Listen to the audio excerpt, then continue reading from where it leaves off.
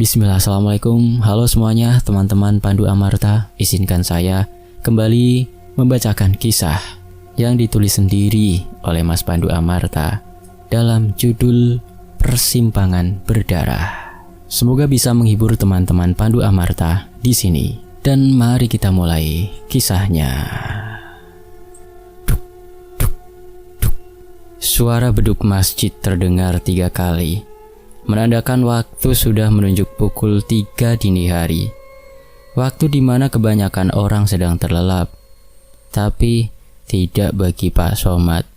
Lelaki parubaya itu berjalan kaki menuju persimpangan jalan, menenteng kresek hitam yang entah berisi apa. Langkahnya santai, seolah udara dingin dan sepi malam tak mengganggunya. Begitu tiba di persimpangan, Pak Somad mengeluarkan isi kresek itu. Bunga 7 rupa dan beras kuning. Dengan tenang, ia menaburkan bunga dan beras itu di tengah persimpangan, lalu berkomat-kamit lirih, menggumamkan doa atau mantra yang tak bisa dipahami. Selesai, ia melangkah pergi, meninggalkan persimpangan itu. Kebetulan malam itu jatuh pada Selasa Kliwon, hari yang dalam kepercayaan Jawa dianggap tepat untuk melakukan ritual tertentu. Pak Somad sudah melakukannya bertahun-tahun dan tak ada warga yang tahu, hanya angin malam dan rembulan yang menjadi saksi. Bu, panggil Pak Somad ketika sampai di rumah. Iya Pak, sahut istrinya, Bu Jumi dari dalam rumah. Gimana, aman kan? Tanyanya pelan. Aman kok Pak, ayo istirahat, besok kita siap jualan lagi, jawab Bu Jumi sambil tersenyum tipis. Pasangan suami istri ini berprofesi sebagai penjual soto. Warung mereka tak pernah sepi, terletak sekitar 500 meter dari persimpangan tempat Pak Somad melakukan ritual tadi. Mereka mempekerjakan 5 orang, Adri, Supri, Suryo, Dewi, dan Anjani. Kelimanya sudah lama bekerja di sana, tapi tak ada yang tahu rahasia kelam majikannya. Pagi harinya, Suryo yang sedang berangkat kerja melewati persimpangan itu. Matanya menangkap pemandangan aneh. Beras kuning dan bunga berserakan di tengah jalan. Ia mengerutkan kening, tapi buru-buru melanjutkan perjalanan karena waktu sudah mepet. Benar saja, ia sampai di warung terlambat 10 menit. Pak Somad langsung menegurnya. Dari mana saja kamu, Sur? Nada suaranya terdengar kesal. Maaf Pak, saya kesiangan bangun, jawab Suryo. Kalau niat kerja, jangan seenaknya. Cepat ganti baju, bantu Supri layani pelanggan. Iya Pak. Warung semakin ramai, dari pagi sampai malam. Pelanggan berdatangan tanpa henti. Pegawai bahkan nyaris tak punya waktu istirahat. Warung tutup pukul 10 malam. Malam itu, Dewi adalah pegawai terakhir yang pulang karena menunggu jemputan calon suaminya, Hudi. Biasanya Hudi sudah standby di parkiran, tapi malam itu entah mengapa ia terlambat. Loh, Dewi, lah kok masih di sini? Tanya Pak Somad yang baru keluar sambil mengunci pintu warung. Iya Pak, nunggu Mas Hudi. Tumben lama banget, jawab Dewi. Sudah dihubungi? Sudah Pak, tapi nggak diangkat. Mau saya antar atau nunggu? Tawar Pak Somad. Nunggu aja Pak. Kalau lama nanti saya minta jemput adik saya aja. Pak Somad pun meninggalkannya. Lebih dari 10 kali Dewi mencoba menelpon Hudi, tetap tak ada jawaban. Akhirnya, ia menghubungi adiknya, Jaka, untuk menjemput. Sambil menunggu ia berjalan pelan. Saat melewati persimpangan, ia melihat kerumunan orang. Penasaran, Dewi menghampiri. Seorang bapak berlari dari arah kerumunan. Pak, ada apa Pak? Tanya Dewi. Itu Mbak, kecelakaan. Sepertinya nggak tertolong nyawanya, jawab si bapak tergesa, lalu pergi. Dewi menelan ludah. Dari jauh saja ia sudah merinding. Jalan yang biasanya hitam kini dipenuhi darah. Ia hampir melangkah lebih dekat untuk melihat korban, tapi suara teriakan membuatnya terhenti. Mbak Dewi! Itu suara Jaka dari seberang jalan. Dewi langsung menghampirinya dan mereka segera pergi meninggalkan tempat itu. Perjalanan ke rumah memakan waktu sekitar 45 menit. Di jalan, Jaka bertanya, "Mbak, Mas Hudi kok nggak jemput tumben?" "Entahlah, Cok," jawab Dewi singkat. Perasaannya tiba-tiba tak enak, seperti ada beban di dadanya. Ia berusaha mengalihkan pikiran. "Oh ya Jak, gimana sekolahmu?" "Seru Mbak, ada alumni datang, ngajarin benerin mesin mobil." Mereka terus mengobrol sampai tiba di rumah. Tapi suasana langsung berubah ketika melihat ayah dan ibu mereka menunggu di teras. Wajahnya panik. "Assalamualaikum," sapa Dewi. "Waalaikumsalam." "Duk, kamu harus sabar ya, Duk." Suara bapaknya berat. "Loh, ada apa, Pak?" "Dewi gak kenapa-kenapa kok." Bapaknya menatap ibunya lalu menjawab, "Tadi ibunya Hudi nelpon. Katanya Hudi kecelakaan dan dia ndak tertolong." "Apa?" Mata Dewi membelalak. "Bapak sama ibu bercanda kan?" Tapi tatapan mereka mengatakan segalanya. Sementara itu Jaka sudah bersiap memasukkan motornya ke dalam rumah. Tapi bapaknya buru-buru menyuruhnya mengeluarkan lagi. Malam itu mereka sekeluarga berangkat ke rumah Hudi. Sepanjang perjalanan, Dewi hanya bisa menangis terseduh. Jaka yang duduk di belakangnya mencoba menghibur. "Mbak, udah jangan nangis terus. Doakan saja Mas Hudi. Semoga amal ibadahnya diterima," ucap Jaka pelan. Jarak rumah Hudi tidak terlalu jauh. Hanya sekitar 1 kilometer dari rumah mereka. Namun saat hampir sampai, Jaka melihat pemandangan yang membuatnya terkejut. Banyak orang berkerumun di depan rumah Hudi, tanda suasana duka. Tapi di tengah kerumunan itu, Jaka melihat seseorang yang sangat mirip sekali dengan wajah Hudi. Rasa penasaran membuat Jaka mempercepat langkahnya. Sementara Dewi dan kedua orang tua mereka langsung masuk ke rumah untuk menemui keluarga Hudi. Jaka memilih tetap di luar, terus mengamati sosok itu. Ia memberanikan diri mendekat. Mas Hudi?" sapanya. Orang itu menoleh sebentar, tersenyum tipis, lalu berbalik pergi tanpa sepatah kata pun. Aneh sekali, mukanya persis Mas Hudi, batin Jaka. Tak ingin larut memikirkannya, Jaka masuk ke rumah.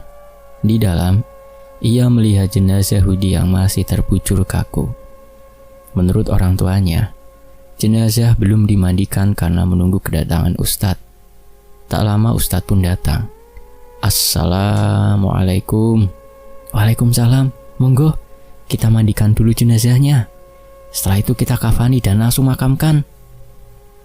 Proses pemandian jenazah dilakukan oleh Ustadz dibantu Jaka. Saat itu hati Jaka terasa ganjil. Ia tak tahu kenapa, tapi ada sesuatu yang aneh pada jasad Hudi.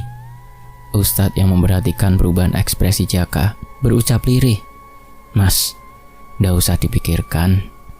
Ini sudah di luar kemampuan kita. Tapi tolong rahasiakan ya apa yang ada di pikiran sampean ini." Jaka terdiam, tak mengerti. "Kalau ingin tahu apa yang sebenarnya terjadi, besok datang saja ke rumah saya ya," lanjut Pak Ustadz. Sebelum Jaka sempat bertanya lebih jauh, Ibu Hudi masuk untuk memandikan putranya terakhir kali. Proses memandikan dan mengkafani berjalan lancar. Lalu jenazah dimakamkan tanpa kejadian aneh. Sekitar pukul 12 malam, Jaka teringat lagi ucapan Ustadz dan sosok misterius yang mirip Hudi. Keesokan harinya, di sekolah, pikirannya tak tenang. Saat praktek bengkel, ia duduk melamun di depan mesin mobil yang sudah dilepas. "Jaka, kamu kenapa?" tanya alumni yang mengajarinya. Enggak mas, cuma capek," jawab Jaka singkat. Saat istirahat, Jaka pergi ke kantin. Di tengah jalan, matanya menangkap sosok itu lagi. Orang yang mirip Hudi. Bedanya, kali ini tatapan dan senyumnya mengerikan, seperti sedang mengancam. Jaka terpaku, tubuhnya kaku, tiba-tiba ada yang menepuk pundaknya. Pandangannya buyar, dan sosok itu menghilang. Berganti wajah alumni yang mengajarinya tadi. Sejak kejadian itu, perilaku Jaka berubah. Ia sering melamun, bahkan kadang berteriak-teriak tanpa sebab. Suatu malam saat Jaka begadang mengerjakan tugas, terdengar ketukan di pintu. Tok tok tok. Ia melihat jam. Pukul 1:30 dini hari. Sopo ya iki? Ketok-ketok lawang, gumamnya. Dari balik jendela, Jaka mengintip. Di luar berdiri seorang laki-laki berpakaian serba putih. Awalnya Jaka mengira itu jubah atau baju koko, tapi saat diperhatikan, ia sadar itu adalah kain kafan lengkap dengan ikatan di atas kepala. Sosok itu berdiri membelakangi pintu tanpa berbalik. Kepalanya tiba-tiba berputar 180 derajat. Matanya melotot, hidung dan mulutnya mengeluarkan cairan hitam pekat. Dan senyumnya memperlihatkan deretan gigi yang gosong. Jaka terhuyung jatuh, matanya hampir copot karena syok. Mendengar suara jatuh, kedua orang tuanya keluar kamar dan mendapati Jaka tergeletak tak sadarkan diri. Mereka segera membawanya ke kamar. Namun baru saja tubuhnya direbahkan, Jaka menjerit keras. "Mas Budi, Mas!" teriaknya histeris. Bapak dan ibunya kebingungan. "Pak, kita harus tolongin Mas Budi. Dia lagi disiksa, Pak," ujar Jaka terbata-bata. Ibunya membentak. "Jaka, jangan ngomong aneh-aneh kamu." Tapi benar, Bu. Jaka lihat sendiri. Mas Budi meninggalnya ndak wajar. Dia korban pesugihan, Bu. Orang tuanya tetap tak percaya. Tetapi di benak Jaka, ucapan Ustadz saat memandikan jenazah itu kembali terngiang. Paginya, Jaka sudah siap berangkat sekolah. Tapi sebenarnya ia sudah merencanakan untuk bolos dan menemui Ustadz itu. "Jak, ayo berangkat," panggil Dewi. Jaka hanya melamun, tak menjawab. Dewi memanggil lagi dengan nada lebih keras, tapi tetap tak direspon. Akhirnya Dewi menepuk pundaknya. "Dek, kamu ada apa sih? Mbak Dewi, Mbak, ayo berangkat, udah siang, Mbak." Jaka langsung mengambil sepeda motornya. Sesampainya di depan warung tempat Dewi bekerja, Jaka melihat Pak Somad keluar dan menghampirinya. Dewi langsung masuk. Sementara Jaka hendak pergi, namun tiba-tiba Pak Somad menatapnya tajam dan berkata pelan, ucapan yang membuat bulu kuduk Jaka berdiri. "Kalau sampean tahu sesuatu, simpan sendiri. Jangan coba-coba ngomong ke siapapun kalau kamu masih sayang nyawa dan keluargamu." Ucapan Pak Somad itu membuat Jaka makin bingung. Namun tekadnya sudah bulat. Ia harus menemui Pak Ustadz. Sekitar jam 7 pagi, Jaka mulai berkeliling, mencari rumah Ustadz yang memandikan jenazah Hudi. Ia sudah bertanya ke beberapa warga kampung, tapi tak ada satupun yang tahu. Lelah berkeliling, Jaka memutuskan untuk istirahat sebentar. Tanya ke orang tuanya Mas Hudi sajalah, batinnya. Ia segera menuju rumah almarhum.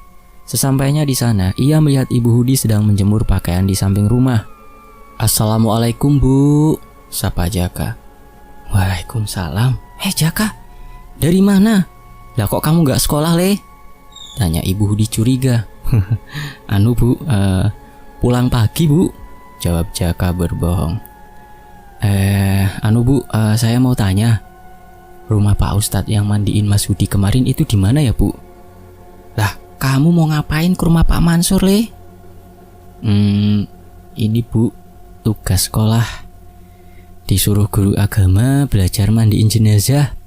Bohong Jaka lagi. Ibu Hudi menunjuk ke arah perbukitan. "Itu, di dekat Bukit Kendat, ada rumah kecil sendirian di situ. Ya, itu rumahnya." Tanpa buang waktu, Jaka segera menuju Bukit Kendat. Perjalanannya cukup sulit. Jalannya licin dan berlumpur. Motor sebenarnya bisa lewat, tapi terlalu beresiko. Ia akhirnya berjalan kaki sekitar 15 menit hingga sampai di bukit itu.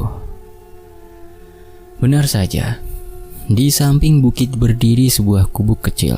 Terlihat sepi, seperti tak berpenghuni. "Assalamualaikum," panggil Jaka. Tak ada jawaban. Berkali-kali ia mengucapkan salam, tapi tetap sunyi. Waktu semakin sore, Jaka tetap menunggu di depan gubuk itu, sampai-sampai ia tertidur di teras. "Mas, bangun, Mas." Seseorang membangunkannya. Masih setengah sadar, Jaka menjawab, Iya pak. Saat membuka mata, ia kaget. Langit sudah gelap. Ia ingin segera pulang karena harus menjemput Dewi. Tapi orang yang membangunkannya tadi sudah tak terlihat. Lah terus, siapa tadi yang bangunin aku? Gumamnya. Saya mas. Suara itu muncul tepat di belakangnya. Perlahan Jaka menoleh dan hampir pingsan. Di belakangnya, berdiri pocong, wajah gosong, mulut dan hidung mengeluarkan cairan hitam pekat. Tubuh Jaka kaku, tak bisa bergerak. Pocong itu menjulurkan bibirnya, seperti hendak meludahi Jaka. Air liurnya yang hitam berkilat di bawah cahaya temaram. Belum sempat cairan itu mengenai Jaka, tiba-tiba terdengar suara percakapan dari arah belakang. Wah Kang, sampean tinggal sendirian di sini? Ya iya Toram, mau sama siapa lagi? Lawang di rumahku satu-satunya.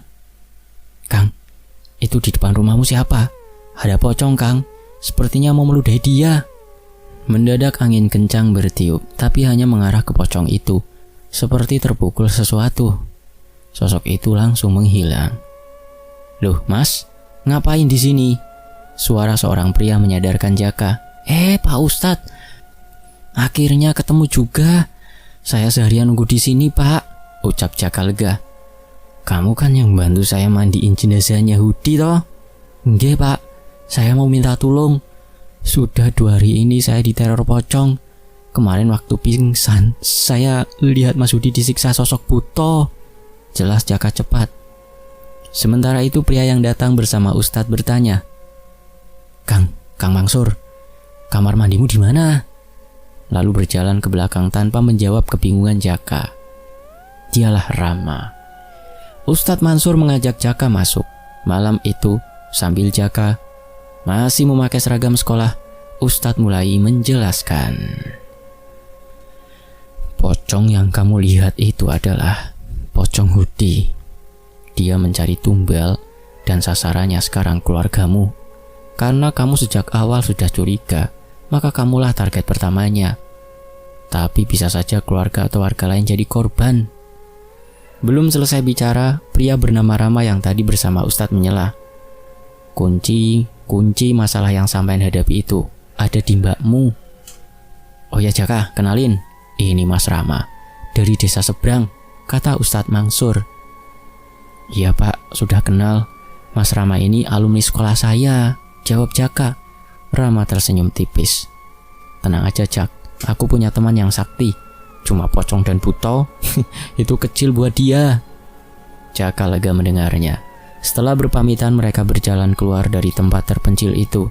Sesampainya di rumah Hudi, Rama nebeng sepeda motor Jaka sampai ke masjid terdekat, tempat ia meninggalkan sepeda motornya. Mereka lalu pulang ke arah berbeda. Perjalanan pulang Rama lumayan jauh, sekitar 40 kilo. Desa ini adalah tempat sekolahnya dulu, dan ia memang datang karena dimintai tolong oleh gurunya untuk mengajari adik-adik kelas praktek memperbaiki mesin mobil. Tapi di balik itu, Rama punya tujuan lain, mencari 2 sahabat lama bapaknya semasa muda di perguruan silat. Ayahnya, Pak Hasan, pernah menjadi murid di sebuah perguruan silat dan punya 2 sahabat dekat, Kang Mansur dan Kang Amar. Rama sudah berhasil menemukan Kang Mansur, namun Kang Amar belum juga ketemu.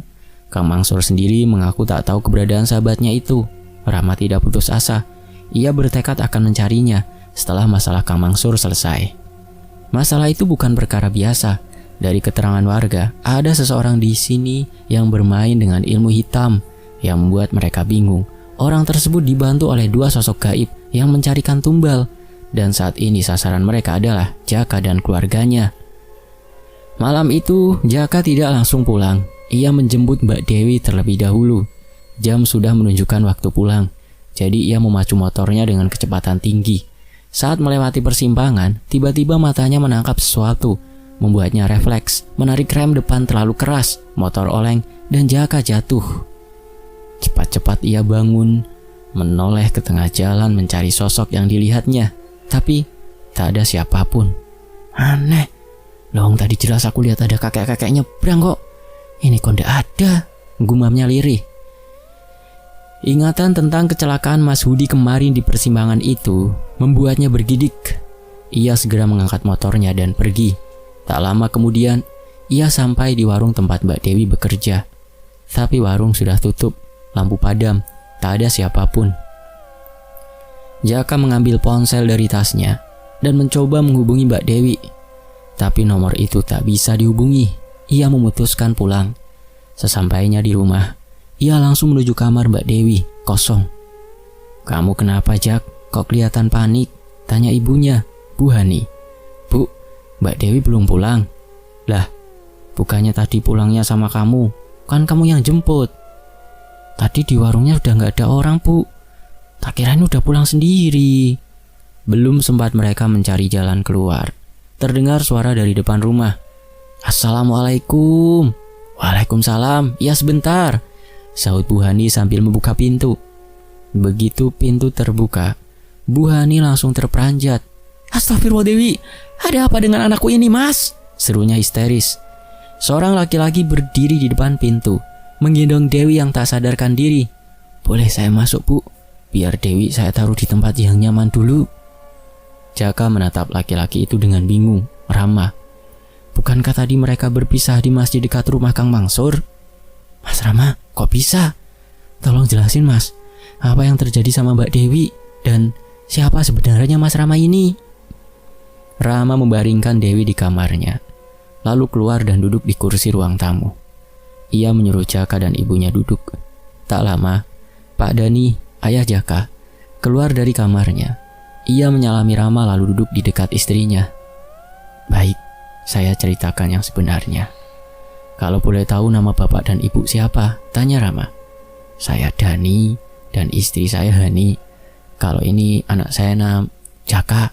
Saya sudah kenal dengan Jaka, Pak," potong Rama. Rama mulai bercerita. Setelah berpisah dengan Jaka di masjid, ia merasa gelisah dan memutuskan untuk mengejar Jaka lagi. Tapi ia kehilangan jejak karena Jaka mengendarai motor terlalu cepat. Saat berada dekat hutan, Rama melihat seorang wanita keluar dari kegelapan berjalan semboyongan. Wanita itu melihat Rama dan berusaha mendekat. Bibirnya hendak mengucap sesuatu, tapi belum sempat ia bicara, ia sudah terjatuh pingsan.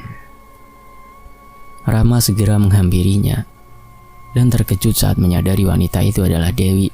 Ia langsung menghubungi Kang Mansur, meminta datang ke lokasi. Tak lama, Kang Mansur muncul dan membenarkan bahwa wanita itu adalah kakak Jaka.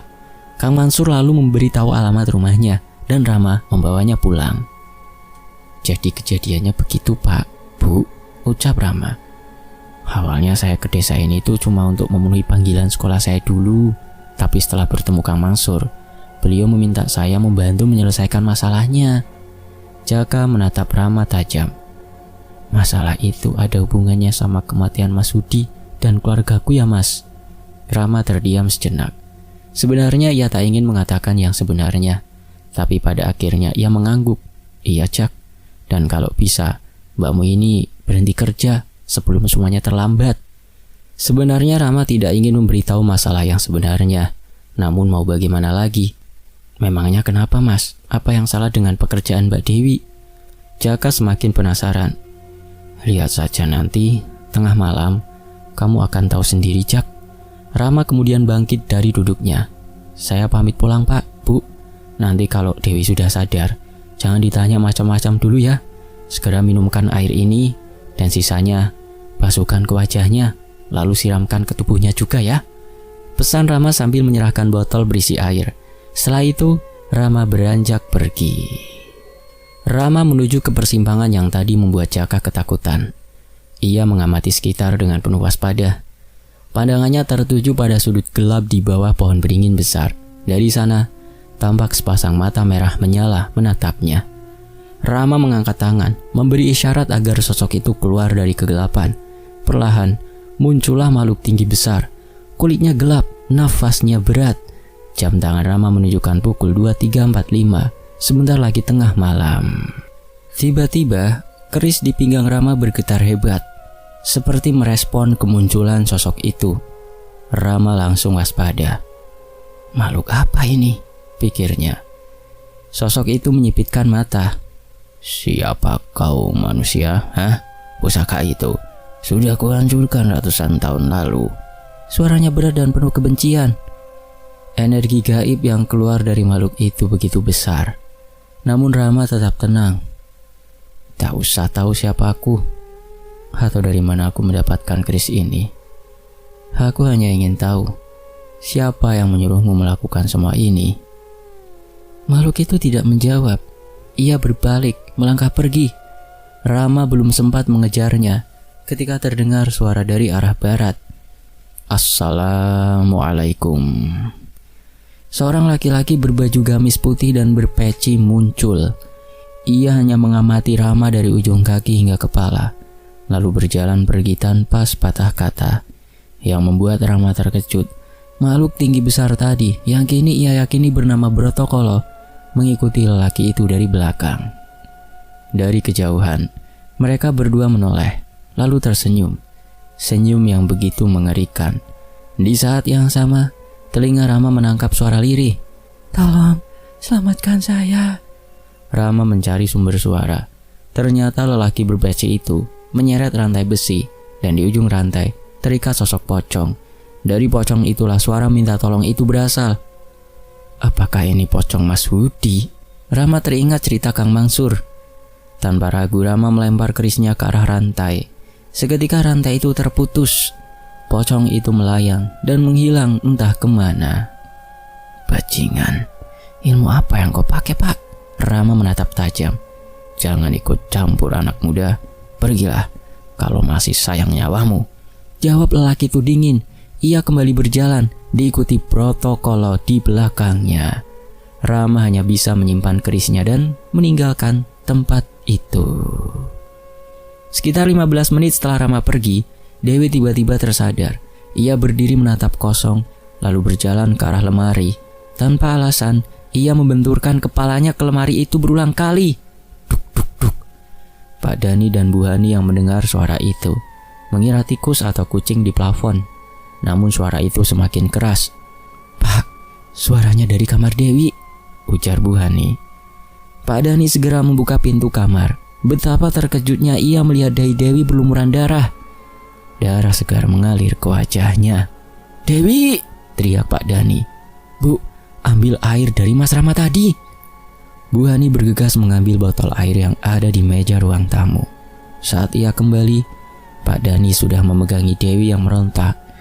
Air itu dituangkan ke mulut Dewi, tapi keluarga iki bakal mati kabeh. Suara Dewi berubah mengerikan. Air itu disemburkan keluar. Pak Dani tak berpikir panjang. Ia siramkan sisa air itu ke kepala Dewi. Dewi langsung menggeliat kesakitan. Asap hitam keluar dari tubuhnya. Lalu ia pingsan. Pak, ada apa, Pak? Jaka masuk ke kamar. Iki mbakmu, kerasukan, Jak, jawab Pak Dani. Pak Dani lalu menyerahkan sisa air kepada Jaka. Siramkan ke keliling rumah. Cepat! Keesokan harinya Rama mendatangi rumah Kang Mansur untuk menanyakan sosok lelaki misterius tadi malam. Namun ia dikejutkan oleh kondisi Kang Mansur yang babak belur, lebam di wajah, dan luka cakaran di lehernya. Loh Kang, ini kenapa? Tanya Rama. Tadi malam aku coba menyelidiki makhluk yang di persimpangan itu, Ram. Brotokolo. Tapi aku yang diajar habis-habisan. Ilmuku jauh di bawah dia. Tapi aku mendapatkan info penting. Info apa, Kang? Brotokolo itu bukan makhluk sembarangan. Dia berasal dari salah satu alas di zaman pewayangan. Rama teringat ucapan Brotokolo semalam, bahwa ia pernah menghancurkan keris geni ireng ratusan tahun lalu. Hal itu membuatnya semakin yakin. Pertempuran melawan makhluk ini tak akan mudah. Mereka sepakat, sebelum menghadapi Brotokolo, mereka harus mengumpulkan informasi sebanyak mungkin. Namun, satu hal yang pasti, selama Brotokolo masih berkeliaran, persimpangan itu akan terus menelan korban. Siang itu pukul 11, seorang warga bernama Kang Imar pulang dari sawah. Sepeda yang ia kayuh pelan, tak terburu-buru. Namun tepat di tengah persimpangan jalan itu, tiba-tiba ia terjatuh dengan keras, seakan ada yang menabraknya. Kepalanya menghantam tugu yang berdiri di tengah persimpangan. Orang-orang yang melintas segera berhambur menolong. Luka di kepala Kang Imar parah, darah mengucur tanpa henti. Sebagian warga mengabari keluarganya, sementara yang lain membawa Kang Imar ke rumah sakit. 2 hari kemudian, kabar duka datang. Kang Imar meninggal dunia. Jika kejadian itu dilihat dengan mata batin, sosok yang menabrak Kang Imar tak lain adalah Buto yang bernama Brotokolo. Buto Brotokolo. Belum genap seminggu setelah kematian Kang Imar, tragedi serupa terjadi lagi di persimpangan. Korbannya kali ini Mbah Tarman. Kejadian hampir sama. Bedanya kali ini yang menabrak adalah sebuah truk. Mbah Tarman tewas di tempat. Kesaksian sopir truk menguatkan kecurigaan. Ia bersumpah tidak melihat siapapun di depannya, hanya jalan kosong. Semua warga paham, pasti itu ulah Brotokolo lagi. Sekitar 2 minggu setelah itu, Rama kembali ke desa. Dalam perjalanan menuju rumah Kang Mansur, ia memutuskan mampir ke sebuah warung soto. Pelang di depan warung bertuliskan besar, "Warung Soto Pak Somad." Begitu melangkah masuk, bulu kuduk Rama langsung berdiri. Warung itu dipenuhi makhluk tak kasat mata. Ada 4 pocong berdiri di sudut-sudut ruangan. Diam, namun jelas terlihat di mata batinnya. Rama memutuskan memesan soto untuk dibungkus saja. Sambil menunggu, matanya tertuju pada 1 pocong di dekat pintu belakang. Pocong itu seperti ingin bicara. Bibirnya bergerak pelan, disertai air liur hitam pekat yang menetes. "Tolong, bebaskan saya dari belenggu ini." Rama segera membaca mantra dan meniupkan ke arah pocong tersebut. Asap putih muncul, bergerak perlahan mendekati sosok itu. Namun sebelum asap menyentuh, seorang pria keluar dari pintu belakang dan mengibaskan tangannya. Seketika asap itu buyar. Pria itu menatap Rama tajam, jelas tak suka dengan keberadaannya.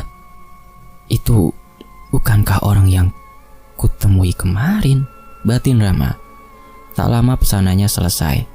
Rama membayar, lalu pergi tanpa banyak bicara.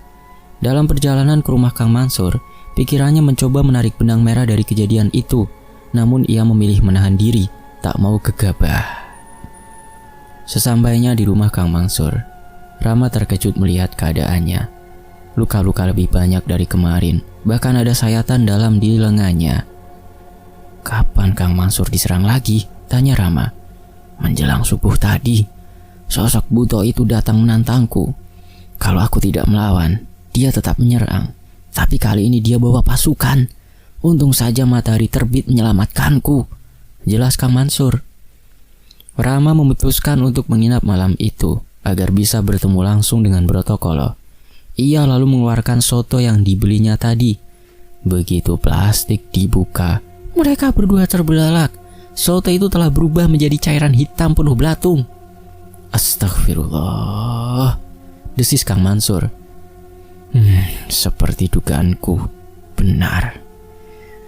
Pemilik warung soto itu, ya, dalang dari semua ini," gumam Rama.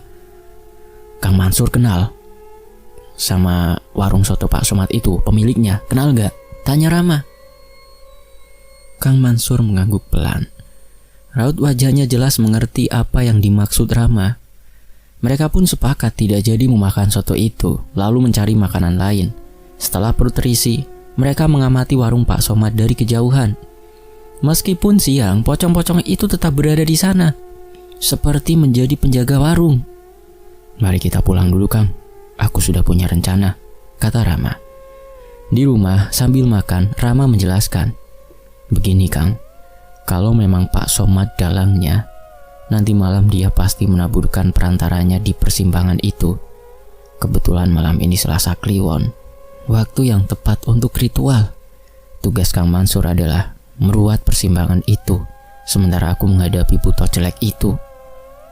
Kalau perantara itu terputus, protokol akan lebih mudah dikalahkan. Pocong-pocong di warung Pak Somad pun akan bebas dari belenggunya," lanjut Rama. "Baiklah, nanti aku akan mengajak beberapa warga untuk membantu," jawab Kang Mansur.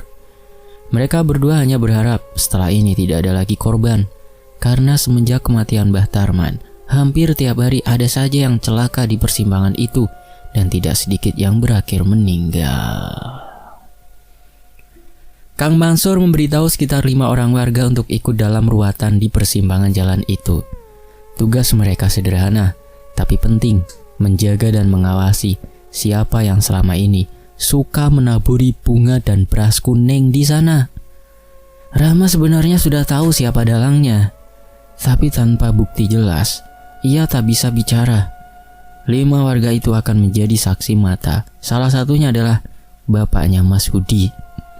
Menjelang maghrib, kelima warga berkumpul di pos ronda di sebelah kiri persimpangan. Mereka sudah yakin malam ini kebenaran akan terungkap. Jarum jam perlahan mendekati tengah malam. Kang Mansur menghampiri mereka dengan langkah pelan. "Gimana, bapak-bapak? Malam ini saya minta tolong, jangan sampai ada yang tertidur ya," ucapnya. "Baik Pak Ustadz, kita akhiri malam ini. Jangan sampai ada korban lagi," jawab salah satu warga. Kang Mansur kemudian menyiapkan tempat untuk wirid, mengusir makhluk-makhluk halus di persimpangan itu. Teng, teng, teng. Suara lonceng menandakan pukul 12 malam. Rama membantu dari rumah Kang Mansur lewat Raga Sukma. Begitu membuka mata batinnya, Kang Mansur terperanjat. Jalan persimpangan itu penuh sosok-sosok gaib. Anak-anak kecil berwajah pucat, pocong dengan kain kumal, kuntilanak berdasar putih dan lainnya. Namun satu makhluk membuatnya gentar, Brotokolo. Raksasa buto berbadan kekar dan bermata merah menyala. "Brotokolo, malam ini kau harus kembali ke tempatmu," ucap Kang Mansur dengan suara bergetar. "Manusia bodoh, masih kurang dengan yang kuberikan kemarin. Akan kuecer lagi kau," ejek Brotokolo. Percakapan itu hanya berlangsung di batin. Warga yang berjaga tak mendengar apapun. Kang Mansur kembali fokus pada ruatan. Satu persatu sosok gaib mulai memudar. Tapi makhluk-makhluk kuat tak mau pergi. Mereka justru mendekat, mencari sumber cahaya energi yang dipancarkan Kang Mansur. Pemimpinnya jelas Brotokolo. Sebelum mereka menyerang, sebuah bayangan melesat dan menghalangi. "Rama, pasti Rama. Dia datang dengan Raga Sukma," gumam Kang Mansur, lalu kembali melantunkan ayat-ayat suci. Rama langsung menghadang makhluk-makhluk itu. "Bajingan, siapa kau sebenarnya?" geram Brotokolo. "Akan kuberi pelajaran kalau kau berani mengganggu kami." Rama tak membalas kata-kata itu, hanya terus mengajar sosok-sosok yang pernah mencelakai warga. Dengan bantuannya, ruatan Kang Mansur berjalan lebih cepat. "Bapak-bapak, tolong ambilkan air di timba," pinta Kang Mansur. "Baik Ustadz," sahut salah satu warga, bergegas pergi. Tak lama ia kembali dengan timba penuh air. Siramkan air itu di tengah jalan. Setelah air itu didoakan, diserahkan kepada bapak yang tadi. Begitu air menyentuh aspal, darah segar merembes keluar, membasahi jalan. Warga yang melihatnya langsung merinding. "Bapak-bapak, tadi ada yang melihat sosok anak kecil di jalan?" tanya Kang Mansur. "Tidak ada Ustadz," jawab mereka serempak. "Baiklah, bapak-bapak monggo, boleh wangsul. Sisanya biar saya dan teman saya yang menyelesaikan."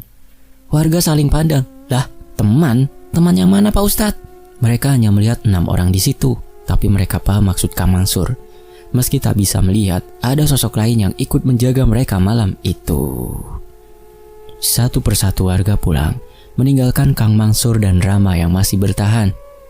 "Kang, bantu aku dengan ayat-ayat sucimu, Kang!"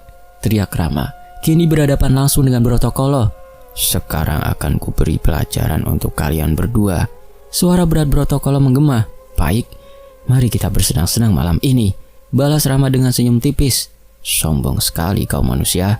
Mari kita mulai," geram Brotokolo, matanya menyala merah. Rama berdiri tegak, tetap waspada.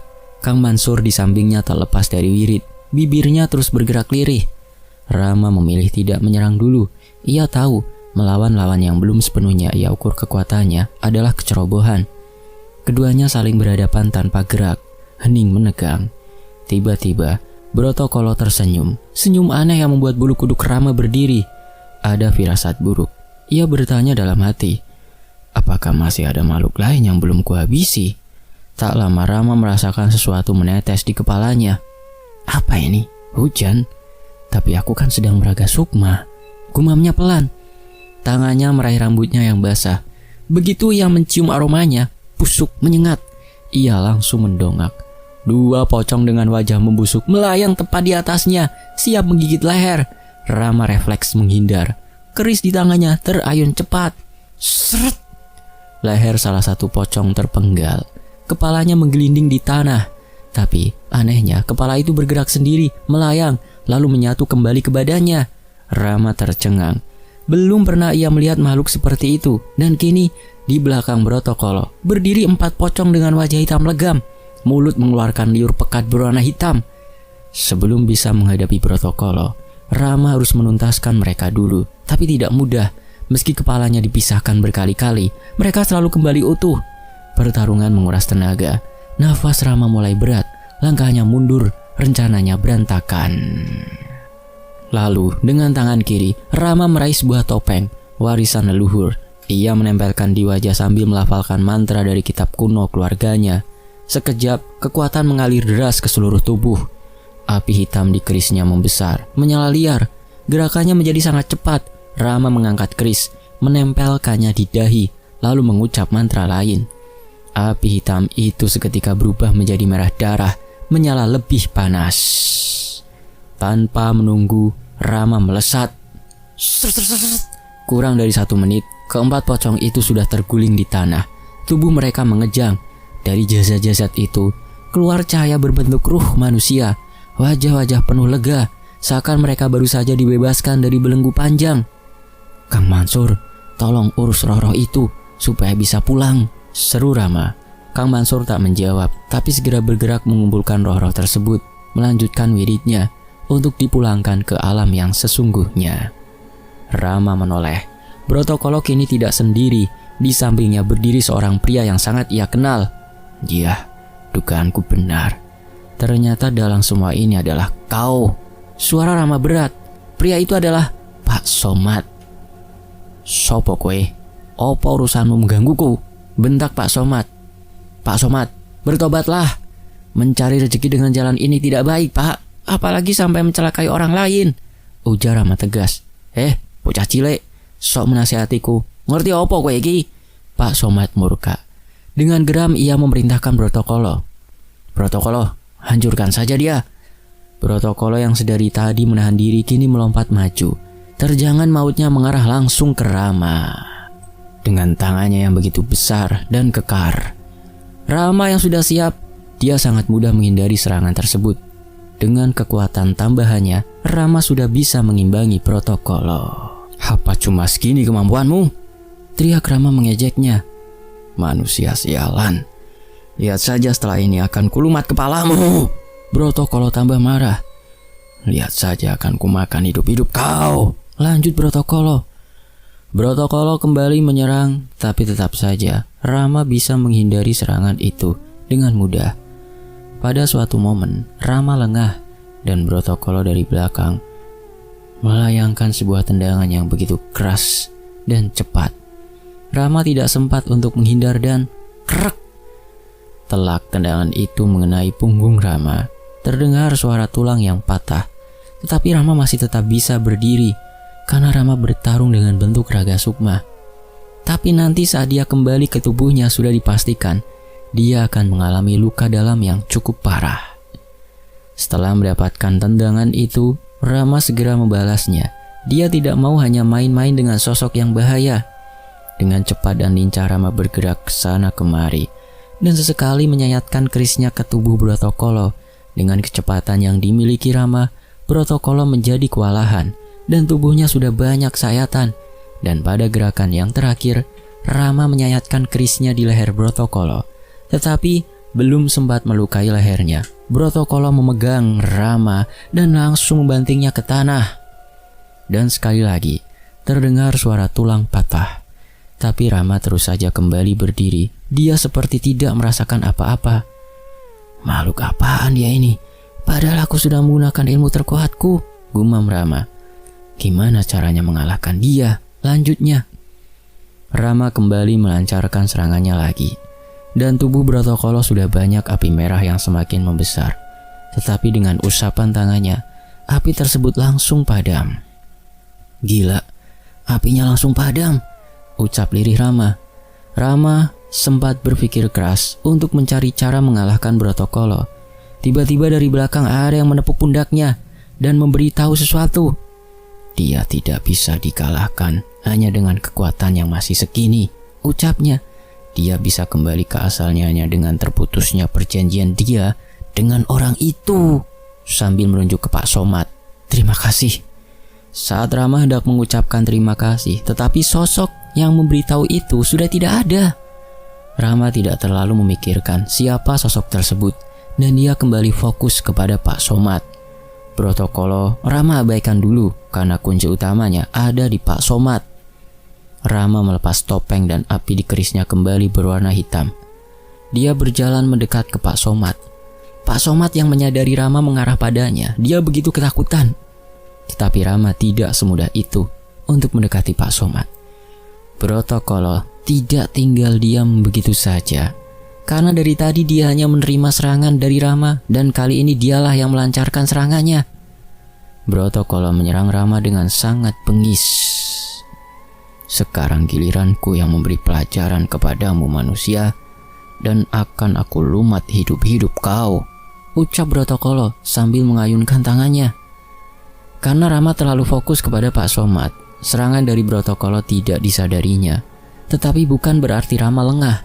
Sosok yang sudah lama tidak pernah Rama panggil, dan jedum, suara pukulan dari Protokolo seperti suara ledakan bom yang begitu besar dan mengakibatkan hembusan angin yang kencang. Pukulan Protokolo ada yang menahan, bukan sosok sembarangan.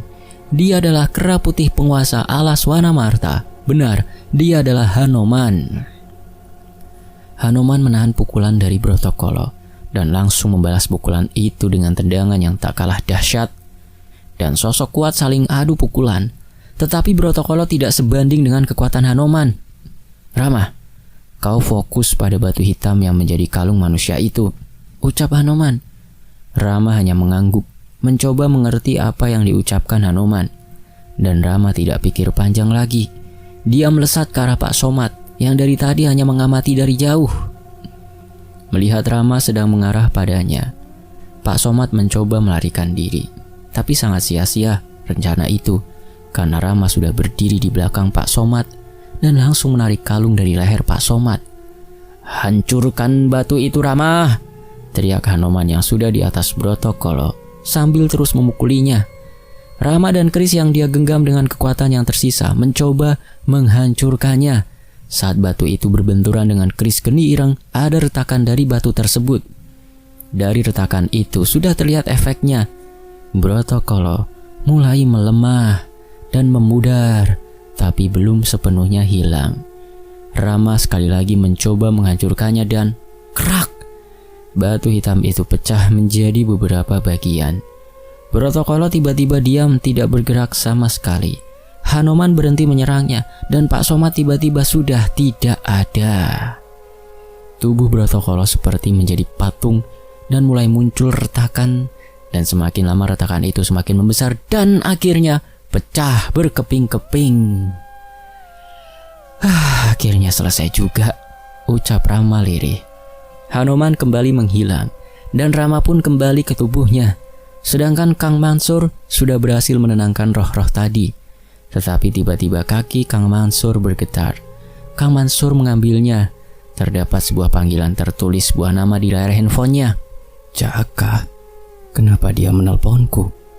Ucap Kang Mansur dalam hatinya. Dia langsung menerima panggilan itu. Pak Ustadz, tolongin Mbak Dewi, ucap Jaka dari seberang telepon. Ada apa Jak? Kenapa dengan mbakmu? Mbak Dewi seperti kesurupan Pak, matanya melotot terus. Ya sudah, saya langsung ke sana sekarang, ucap Kang Mansur dan langsung menutup teleponnya. Karena di tempat persimpangan itu sudah selesai, hanya tinggal Kang Mansur sendirian. Dia pun segera berangkat menuju rumah Jaka untuk melihat kondisi Dewi. Sedangkan Rama di rumah Kang Mansur, dia sendirian. Saat sukmanya sudah kembali ke tubuhnya, dia langsung terkapar. Tidak bisa bergerak sama sekali. Kelelahan. Aduh, apa balungku tugel tenanan iki? Keming Rama lemas. Rama hanya berharap Kang Mansur segera datang dan membantunya. Rama mencoba merangkak untuk mengambil air minum di atas meja. Tiba-tiba tangannya menyentuh cairan di lantai. Cairan apa ini? Ucapnya lirih. Saat dilihat ternyata darah sudah bercecer di lantai. Tidak hanya di lantai saja, ternyata baju Rama juga sudah penuh akan noda darah. Sementara itu Kang Mansur sudah sampai di rumah Jaka. Jaka dan kedua orang tuanya sudah menunggu Kang Mansur di tengah ruang teras rumahnya. Jaka segera menyuruh Kang Mansur untuk masuk ke dalam kamar kakaknya itu. Saat dilihat ternyata Dewi sedang duduk. "Kenapa Pak, Bu?" tanya Dewi. "Kamu baik-baik saja Tondo?" "Aku sudah baik-baik saja kok Bu," jawab Dewi. Jaka dan kedua orang tuanya kebingungan melihat Dewi tidak terjadi apa-apa. Karena sebelum kedatangan Kang Mansur, Dewi seperti orang yang sedang kerasukan.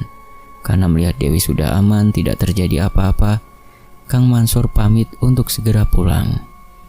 Saat Kang Mansur sampai di rumahnya, dia langsung masuk ke dalam rumah karena dia tahu dengan keadaan Rama. Dan benar, saat Kang Mansur masuk ke dalam rumah, Rama sudah terkapar, tak berdaya di lantai. "Rama, apa yang terjadi?" ucap Kang Mansur panik. Rama sudah tidak bisa menjawab. Untuk berbicara saja, Rama sudah tidak memiliki tenaga.